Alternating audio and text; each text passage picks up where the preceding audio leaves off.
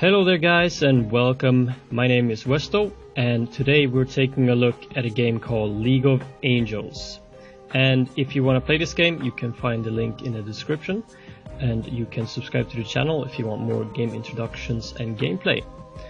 And I'm going to show you the basics of League of Angels today.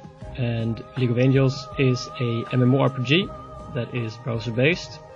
And in this game you do not only have a character that you need to focus on, you also need to create and maintain a party. You also have an angel system that you need to focus on, and I will show you these things after we've looked at the dungeoning and combat, and I'm gonna show you a bit about the features in the game. There's a lot of stuff going on, but hopefully we can break it down to the basics. So let's start. So let's head into the single player dungeoning, and this is the areas where you'll do most of your main single player quests. Here I am in an area called the Dark Forest, and it is made out of 4 separate dungeons, and I have made it to the end, so we'll head right in. So here I am in the dungeon. You simply move your character by clicking the mouse, and the blinking arrow will show you where you need to go. And here we'll fight the first enemy party in the dungeon. You'll face about 4 of these, and then the dungeon boss at the end. So here is the battle screen, and my party is on the left and the enemy is on the right. My character is currently standing in the center of my party, and you can reposition yourself and your party members to do the most effective fighting possible. The fighting in this game is completely automated, and the work you do for fights is actually before and after you go into them. This is because you not only need to upgrade your character, you also need to recruit party members, train them and get them gear as well. The same goes for your angel. You need to upgrade and train that as well, and you can also get new and better angels as you level up as well. And as the fight begins, the angel will buff your party. Different angels have different patterns of how they buff and what they buff with. So you have to take a look at where your angel is buffing and then reposition yourself and the party members accordingly so that you get the most out of your angel. And then your party will simply do what they need to do. And the angel will stock up on rage after each turn. And once she has hit the maximum rage, she will unleash her main angel skill that you saw there, which is usually a multiple target enemy damage skill. So here we have made it at the end of the dungeon. We'll fight the dungeon boss. And these are usually not too hard, and you can see at the battle rating underneath our names who should be the winner. And battle rating is something you'll take a look at a lot in this game, because it will tell you if your team has a possibility of winning or not. And especially in PvP, this number will be very significant. You will also be able to unlock Aegis skills that you can see at the bottom, which I will show you after this as well. And that will buff your team or debuff the enemy depending on what skill you have chosen. But other than that, all you can do is really watch and hope your strategy has paid off during your fight. Once you complete the dungeon, you'll get your reward and also a random card that you pick. And here we go. You pick 1 of 4. They are either gold or angel items. So let's take a look at the party system in the game. In the party tab, you'll find your current party and the current layout that you are using. And the orange glowing stuff that you see is where the angel will buff your party members and yourself. So you need to use your layout as effective as possible. Different buffs are called halos, and there you can see the pattern over the 6 slots. It is currently targeting the center with health and the physical defense in the front. So you have to drag and drop your members to use this in the way you wish. And of course different angels will have more slots to buff or buff them in different ways. So you simply put the party members that you wish to use there. You recruit new party members in the tavern, and party members cost points to recruit. And these points are acquired through drawing cards. You get 2 free draws per day, and you can get points in opals, in garnets, topaz and rubies. And you will stock up on these points, and once you have enough, you'll be able to recruit them through these cards. You'll of course unlock new and better party members as you level up and gain more points as well. And I have recruited 3 blue ones, and my next one will probably be a purple one. Your party members can be upgraded further in your inventory screen.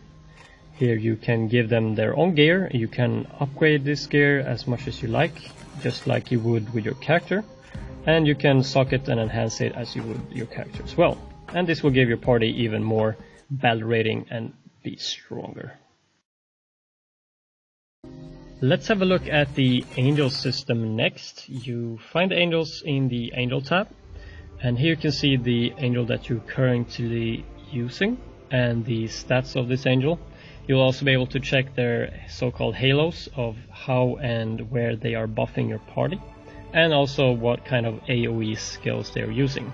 And you'll be able to upgrade your angel once it reaches a certain point, and you have to use holy crystals to get it to the next level. And holy crystals are unlocked through doing quests, dungeons, and winning prizes in general. So you can take a look at the angels, see which buffs will fit your party the best, and of course which will fit your character the best. And you will also be able to unlock these angels once you have reached a certain stage or level. So you can unlock the angel right here. Here you can see the bonding button, and each time you press the bonding button, the base stats of the angel will increase, and it will also buff the halo and her skill. And bonding is free 10 times per day, but you will also collect angel tears, which are the blue bottles that you get through questing and fighting as well. I would unlock this angel because she is good for my mage, since she uses magic attack as the buff in the center and then health to my tank in the front. So then I will simply bond with this angel, upgrade her as much as possible, and hopefully she will be very good in battles.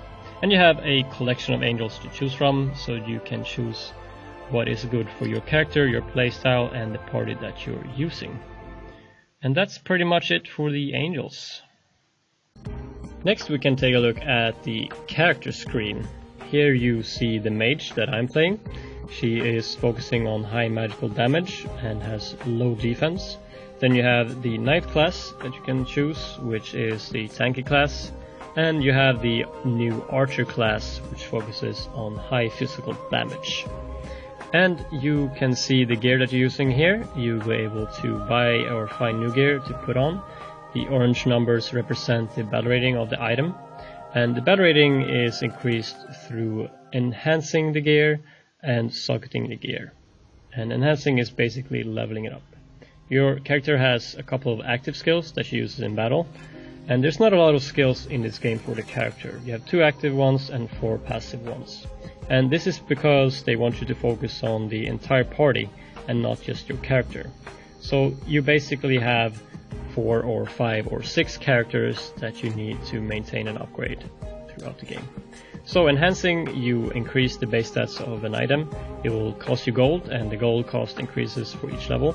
You can see it is plus 15 right now, and I'm able to take it to plus 20 if I wish.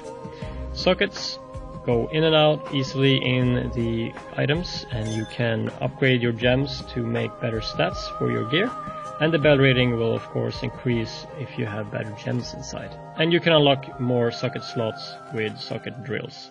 And as you can see, your party members have socket slots as well. And that's pretty much it for the character alone.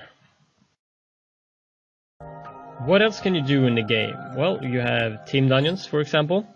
This is exactly like the dungeon I showed you in single player, although you'll be running alongside 1 or 2 teammates.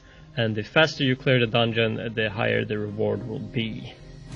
Then you have the arena, which is where the PvP takes place. You can choose to do party-on-party PvP. You have to check the battle rating of your enemies and yourself to see if you can challenge or defeat the opponent that you choose. And you get rewards from this as well, of course. You have the team arena, which is a daily event, where you will team up with 2 other parties against the 3 enemy parties to fight it out. So here you can see the team arena partying and fighting. I have invited 2 other players to play with me and with their parties, of course. And here we will fight it out against 3 other players and their parties. And the angels of each team will start by buffing both teams. And then we will head into the fighting and you just have to hope that your strategic positioning, the upgrading and leveling of your character and your troops will make you win the fighting in the end. Other than that, there's some random stuff you can do, as you can see on all the icons at the top, and most of them are simply events or random things you can do to gain rewards such as gold, materials and gems. And I think the game itself is quite basic, but of course the more you level and the better party you get, the more things you can do in fights as well. And you'll probably focus mostly on doing team-based stuff such as the team arena or doing stuff with your guild. But I hope that covers the basics. I hope you enjoyed. If you want more game introductions and gameplay, you can subscribe to the channel, and you can find the link to the game in the description. I hope you enjoyed. My name is Westo, and I'll see you next time.